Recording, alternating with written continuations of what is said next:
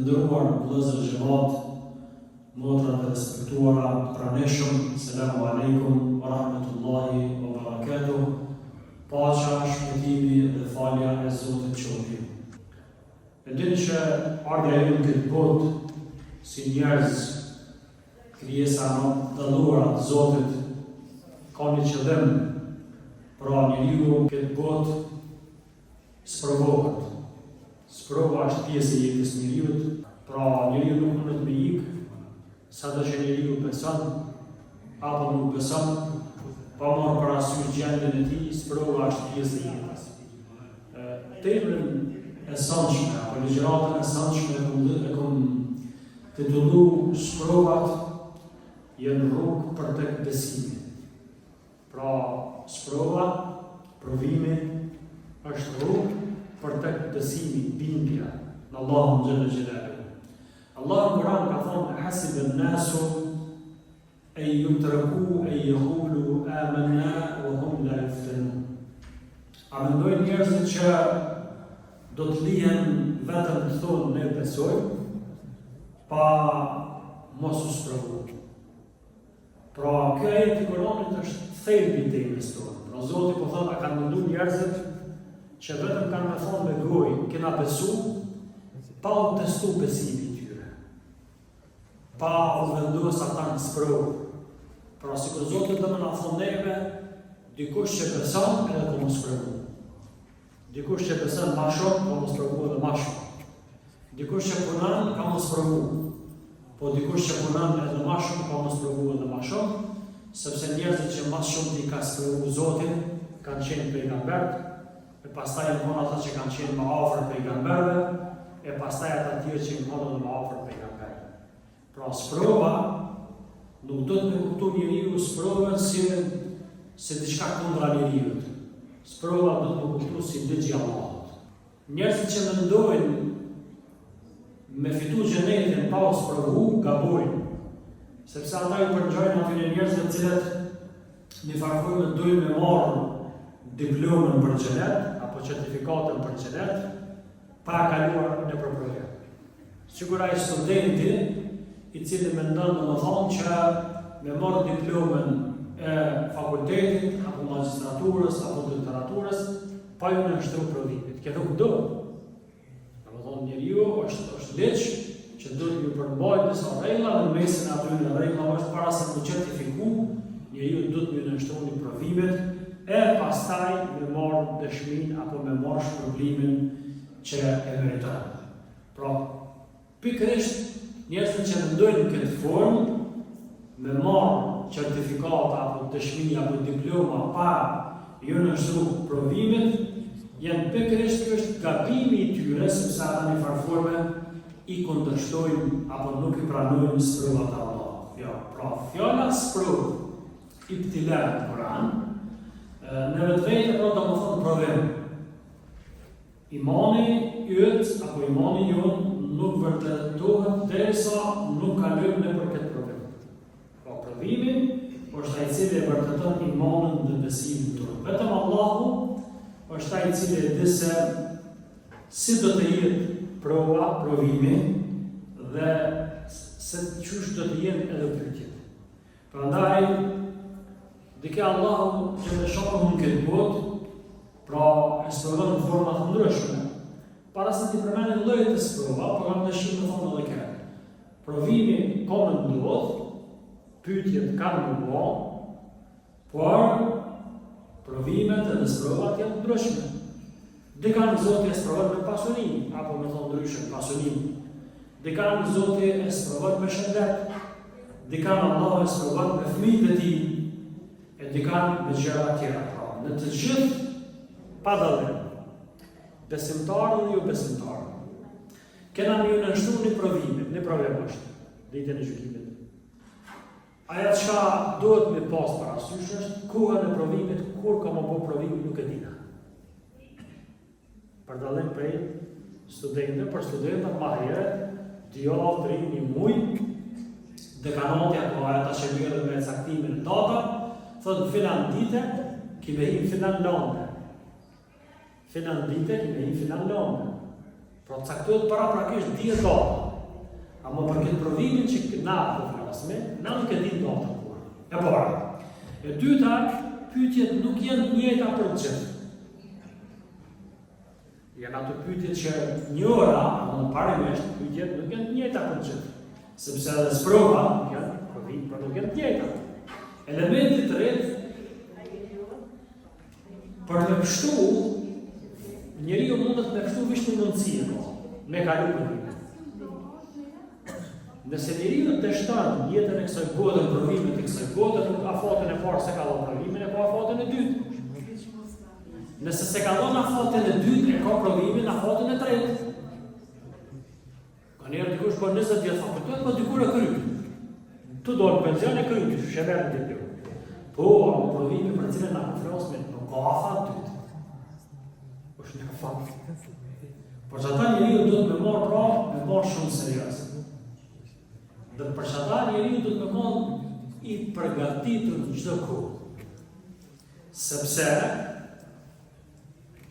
njeriu kur është i përgatitur në çdo kohë, atëherë pa më parasysh kur do që mirë përpara, hajde më testu, atëherë njeriu është i gatshëm.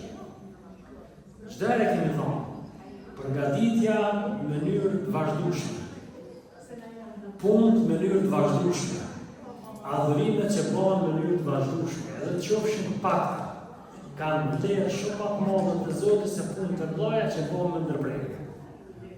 Se kur ndërprerjet jetë vakum. E ka mundësi bashkë ndërprerje me ardhë provimi. E tani mos të bujt me gajë. Tani njeriu i sheh përmes ekranit shumë njerëz, cilët ndaj tyre njeriu ka dhimbje, qofshin ato varfër, qofshin flakën e luftës, dhe një parforme njeriu ndjen një lloj dëmshuri, një lloj dhimbje për ta. Mirë, po mos harrojmë se Allahu është më i mëshirshëm për robën se sa na që mund të jenë të mëshirshëm për njëri tjetër. Askush nuk mundet me kundërshtu Allahun në sundimin e tij. Nëse as mos zemruam në kuptimin sa më doli jashtë kufeve për atë që ai pra Allahu ka caktuar. A ka dikush prej neve që e den ato që e den Allahu? Jo. A ka dikush prej neve që e sheh atë që e sheh Allahu? Jo. Pra Allahu është i gjithdijshëm, Allahu është i gjithfuqishëm, Allahu është i gjithmëshirshëm. Ai e din cila sprovë, cili provim ku i përshtatet. Allah i din zemrat tona, i din jetën dhe qëllimet tona, ala pa i shpreh. Pra Allah e din çka bartën zemrat tona në vetë. Cilat janë ato sekretet që i bartën zemrat tona. E kuptuat idenë e sprovës? Pra sprova është domosdoshme sepse nëpërmjet sprovës dallohen burrat e vërtetë. Nëpërmjet sprovës dallohen ata që janë tamam sinqert, për atyre që nuk janë sinqert. E keni pakur, nëse e morëm një shembull, ato metalet që cilat nxirren prej minjera. Kur nxirren metalet e vlefshme, ari, argjend, bronz, ku ta diun, ato kur nxirren nuk nxirren 100% ari, ose 100% argjend, ose 100% kështu ashtu. Ato nxirren të përzime, por për me dal ari i pastër, çka bëhet me metale? I futen në furn, me mira gradë temperaturë, shkrihen, pastaj ndahet, bërllogu vjen poshtë, dhe secili metal kanalizohet në trakën e duhur. Pra, çka ju dasht arit për mu mbeti pastër? Zjarri. Në farforme me sprova i përngjon zjarrit. Zjarrit që është pak e lehtë. Ka zjarr, domethënë është pak edhe më ndëmshëm. Ka besa të temperatura të larta. Pra zjarri është ai i cili pra sprova simbolizon i farforme zjarrin tek metalet, aja e simbolizon zjarrin tek njerëzit, kuptimin se Allahu don të provu njerëzit për më ditë se kush është i sinqert, kush e ka me një mend, dhe kush e ka sa përsye faqe Pejgamberi Muhamedi alayhi salatu wassalam ka thënë një hadith shumë interesant, ku në këtë hadith pejgamberi flet për njeriu i cili do të jetë më i sprovuar në botë. Njeriu që ka sprovuar Zotin më shumë, ka thënë pejgamberi do të sillet në ditën e gjykimit, njeriu që ka pasur sprova më të mëdha në këtë botë. Nga valorët e xhenetit. Ai do të zhytet një herë në xhenet, para mendoni.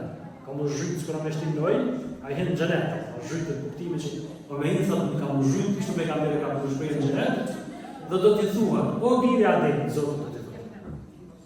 A ke parë ndonjëherë mjerim në jetën tonë? A ke hiç të herë çdo të punë? A ke pas ndonjëherë në eksprovë?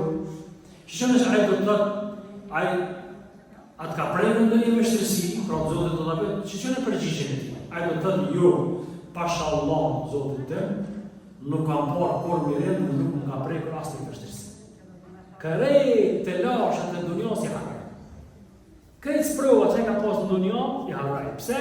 Momentet që hinë në gjenet. Subhanallah. Para me ndone, ky është njeriu më shumë të që e ka sprovu ku është Allahu. Momentet që hinë në gjenet, i harroj këtë të lashët që e ka pasur në dunjë. Pse shtrohet pyetja? Këtë pyetje ndoshta jo shumë për shkakun këtë pyetje. Pse ndodhe me këtë njeri kështu? Sepse Allahu e ka ngritur ndërrotat më të larta të xhenetit. Aq i bukur është xheneti. Aq i mirë është xheneti. Aq shpërblimi i ka dhënë Zoti si kompenzim për sprovat të lashët që i ka pasur në dunjë, saqë ai ka bërë me harru krejt ato gojët, problemet të lashët, mjerimin e vështërsi që i ka pasur në dunjë. Kjo është njeriu më i sprovuar në këtë botë. Para mendon ai cili është sprovuar ndoshta pak shëndet, ose dikush është sprovuar që i ka vdekur një fëmijë i vogël, ose dikush është sprovuar me varfëni, ose dikush është sprovuar. Këtë sprova krahasim me këtë njeriu më sprovuar janë barazimisa. Për këta kur farë problemi, në momentin që ti në xhenet shlyhet roka. Shlyhet roka në kuptimin negativ, po i harron jega që i ka pas të dunjë. Pra, vështirësia dhe lumturia, trishtimi dhe gëzimi, gjithçka që kalon në këtë botë nuk përshën asgjë në krahasim me jetën e vërtetë të ahiretit. Çka ka thënë Allahu në Kur'an? Wal akhiratu khayru wa abqa. Bota tjetër është shumë më mirë se kjo. Sepse ajo është e përshtatshme. Sprova është ligji i Zotit. Për të nesër në orën këtë botë, kena mos provë.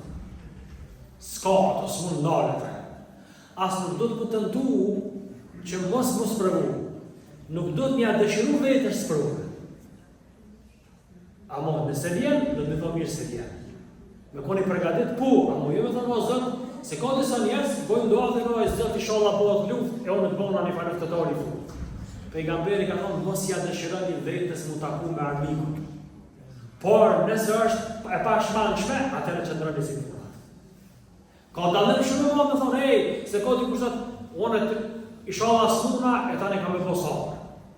I sholla, dikush, s'do mos provu heq, të në sholla dhe desë, pra dhe vdekja është provu mo, se do të kemë në përgjësi, tani provimi me jefilla. Kështu që bili kiko pak më përgatit. Pra njeri pa mërë parasysh, s'proven nuk du të mja kërku vetës. Ka disa njerëz të po kam qenë mu përzi që atë me harama, e me i mesin e haramit, se unë jam muslimani furt. Rreth që të kujes e mirë. Mos u përkus ja dëshirë, që kemi ja dëshiru vetës. Pra, pejgamberi mos ja dëshironi vetës në taku me armikun, du të me kuptu armikun vishë të fush betej. Po armiku këtu simbolizën sprovën. Mos ja kërko vetës sprovën, çfarë do të thotë ai? Mirë po, nëse sprovohesh, atëherë bëhu i qëndrueshëm, stoj.